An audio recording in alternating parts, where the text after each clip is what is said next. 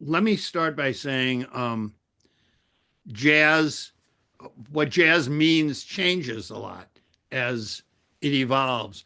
And I really heard it expressed brilliantly by Christian McBride, because Herbie Hancock, who had been um, famous for playing with Miles Davis and being a jazz player, uh, made a transition in the 1970s where he focused more on electric keyboards, and he had a hit record called Chameleon.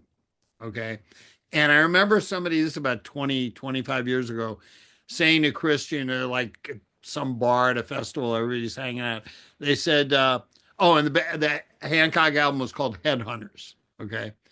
And somebody said, Christian, is Headhunters jazz? And he said, it wasn't then, but it is now. Okay. Um, and I always cite the example of classical music. Okay. Classical music at one point meant a specific period in the history of European music. And European music evolved into different periods, but they still called it classical music. Okay. Romantic music was classical music. Serial music was classical music. Philip Glass was classical music. So at some point, the word takes on expanded meanings where you wonder and you say, well, is artist X really a classical musician? And you have to say, well, but for classical music, this artist would not exist, which does not mean that the artist is functioning in a manner that most people who have a notion of what classical music is can accept. And jazz is on a similar trajectory. The movie I mentioned, Jazz on a Summer's Day, was recorded at the 1958 Newport Jazz Festival. And it was considered heretical that three of the artists invited to appear at the festival were Ray Charles, Chuck Berry, and Mahalia Jackson. Okay. Even though Mahalia Jackson sang with the Duke Ellington Orchestra, this was, how can you have these people at a jazz festival? 5 years later, they had Frank Sinatra at the Newport. How can you have Frank Sinatra at a jazz festival? You know, people would kill to have any of these artists were they alive today at a jazz festival. And if you look, as I do, at the lineups at a lot of jazz festivals, I say, well, where are the jazz musicians? You know, because it's based on my concept of what jazz is meant to me. So I think that several things have happened to lead to where we've evolved.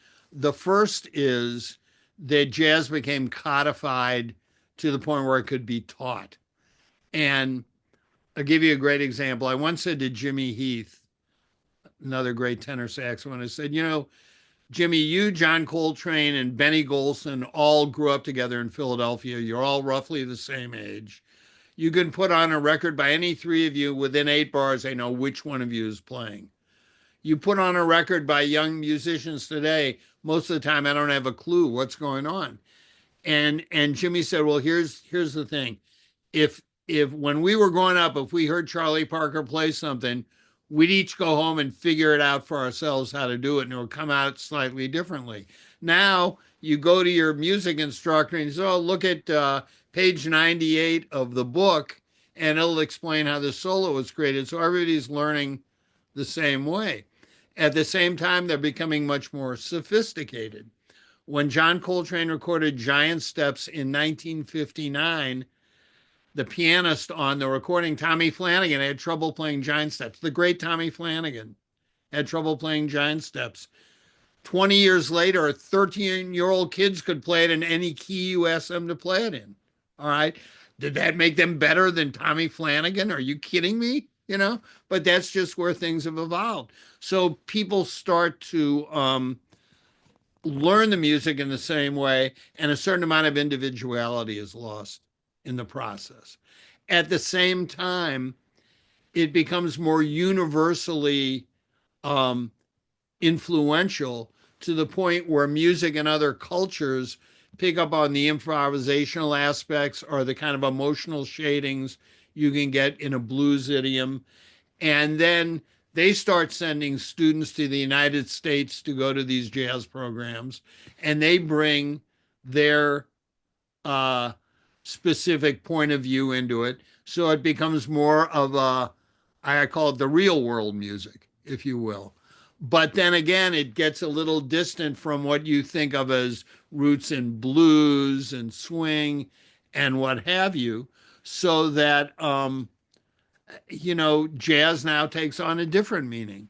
And it used to bug me when I would see reviews, and this was very common in the early aughts, where they'd review a band and say, well, it's jazz, but it brings in music from India, or it's jazz, but, you know. So when I worked with Brantford, one of the few positive contributions I made was on one of his albums. I said, you know what? The slogan should be in the ads: jazz without apologies.